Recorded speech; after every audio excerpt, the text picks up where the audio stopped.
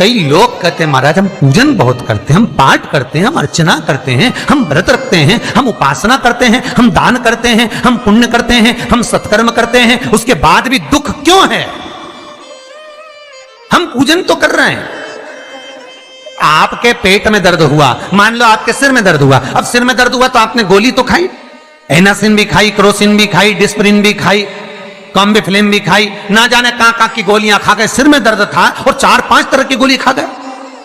तुमने जब तो गोली खा ली और गोली खाने के बाद तुम्हें थोड़ा सा असर भी हो गया, पर इतनी गोलियां जो खाई है तो बाद में रिएक्शन तो करेगी, कुछ तकलीफ तो देगी, कुछ गर्मी तो करेगी, बीपी शुगर ऊंचा नीचा कर सकती है। आपने पाई।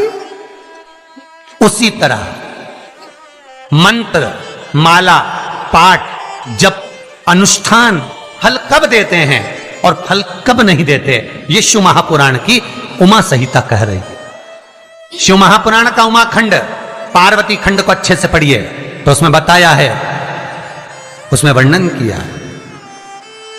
हम पाठ करने बैठे, इतनी बड़ी पोथी लेके लोग बैठ जाते हैं, पहले राम रक्षा स्तोत्र पढ़ लिए, फिर ये पढ़ लिए, गीता जी का अध्याय पढ़ लिया, ये पढ़ लिया, ये चालीसा, दुर्गा चालीसा, शिव चालीसा, तांडव, ये मंत्र जप लो, वो मंत्र जप लो, फिर कोई महाराज बता गया वो मंत्र जप लो, फिर कोई महाराज बता गया वो मंत्र जप लो, ये वाला देवता ला के अलमारी में रख लो।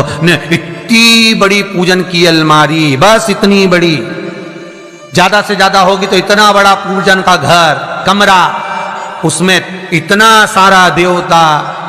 रामेश्वर गई तो उनको ले आई, जगन्नाथ जी गई तो उनको ले आई, द्वारका गई तो उनको ले आई, वृंदावन गई तो उनको ले आई, महाकालेश्वर गई तो उनको ले आई, सारा देवी देवता वहीं बैठा, पितृदेव, ये देव, कुल देवी, शंख देव, घंटी देव, दिया देव, सब उसी में, गणेश जी, शंकर जी, हनुमान जी, राम जी, सब भरा पड़ा। और पूजन करने सुबह से आई, सुबह से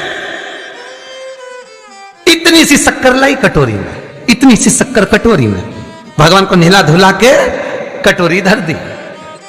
इतनी बड़ी अलमारी में सारा देवता ऐसा कसा कसाया बैठा है, सारा देवता। और तीर्थ करने फिर गई तो गणेश जी शंकर भगवान से बोले पिताजी फिर जा रही है।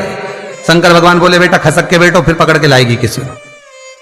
खसक के बैठी, फिर लाएगी किसी, फिर ले आई, फिर रख दिया।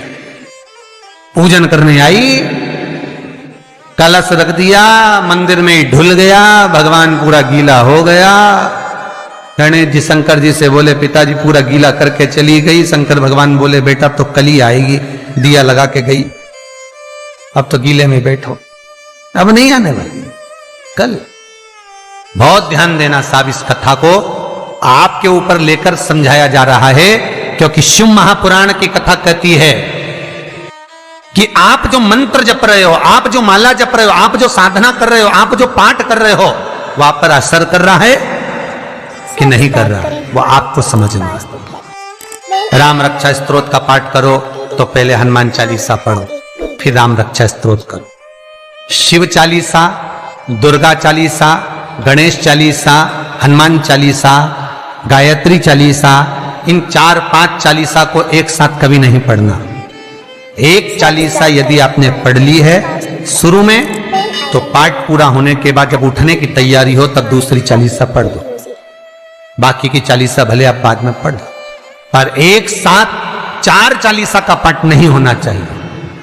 महाराज पाठ करने बैठे हो, किसी एक मंत्र की माला जप रहे हो, ओम नमः भगवते वासुदेवाय जपा, या शंकर जी का मंत्र जपा, या गुरु का मंत्र जपा, या ये मंत्र जपा, या वो मंत्र जपा, उस मंत्र को जपने में बीच में कुछ गैप होना चाहिए। एक साथ रट्टा मार पे ओम नमः भगवते, ओम नमः भगवते, श्रीमन्नारायण श्रीमन्नारायण, ओम नमः शिवाय, ओम नमः शिवाय, फिर ये जप लो, वो जप लो, पूरा पाठ सपाट सब खलास, वो श्रेष्ठ नहीं। कुछ देरी की कोई वस्तु, कोई भोजन आप बनाकर लेकर गए हो, कोई पकवान आप बनाकर लेकर गए हो, कोई फल लेकर गए हो, यदि शिवलिंग पर वो पकवान, वो मिठाई, वो फल टच हो गया तो वो खाने के योग्य नहीं रहता, वो घर पर लेकर मत आना, मंदिर में ही छोड़कर। यदि भोजन, पकवान, मिठाई, शिवलिंग यहां पर है और भोजन का भोग तुमने इतनी दूर से लगाया है, फल इतनी दूर रखा है, वो शिवलिंग पर टच नहीं करा गया है, तो उस प्रसाद को, उस फल को आप पा सकते हो, उसको खा सकते हो। पर जो शिवलिंग पर टच हो गया, फिर वो केवल नंदी, श्रृंगी, भृंगी, प्रेतों का, भूतों का, आहूतों का भाग होता है। प्रेत भूत आहूतों का भाग, वो फिर खाने योग्य नहीं है। हां, यदि नर्मदेश्वर महादेव हैं, नर्मदा जी के जल से कोई शिवलिंग प्रकट हुआ है, नर्मदा जी के जल से, कोई कंकर से, नर्मदा के जल से अगर कोई शिवलिंग प्रकट हुआ है, उस शिवलिंग की स्थापना कहीं पर है या आपके घर में है, तो उसको कुछ भी टच हो जाए वो पा सकते हो, पर बाकी के शिवलिंग को स्पर्श किया हुआ नहीं पा सकते। केवल एक नर्मदेश्वर महादेव नर्मदा के जल से प्रकट हुए। कई लोग पूछते हैं ये सांप है कौन, ये सर्प है कौन, तो उसको बताओ, ये भगवान शंकर के गले में जो एक सांप पड़ा हुआ है, ये भगवान विष्णु हैं।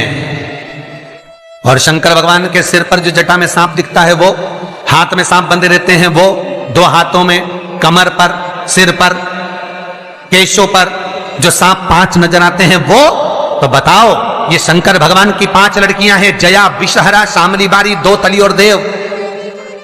ये 5 लड़कियां भगवान शंकर के इर्द गिर्द घूमती हैं, आसपास भ्रमण करती हैं। सभी ये शिव की बेटियां भगवान शंकर के साथ भ्रमण करती हैं।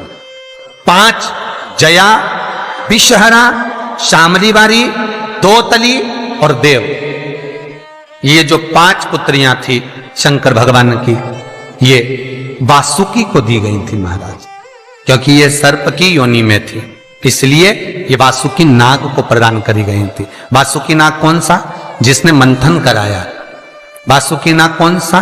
जिसके फण पर पूर्ण पृथ्वी विराजमान है। वासुकी नाग कौन सा? जो निरंतर देवताओं के हित के लिए कार्य करता रहता। एक पान के पत्ते के ऊपर मात्र पान जानते हो, वो खाने वाला जो पान करता है उसका पत्ता, पान के पत्ते के ऊपर नमस्ते जो श्री चंदन से शंकर के नाम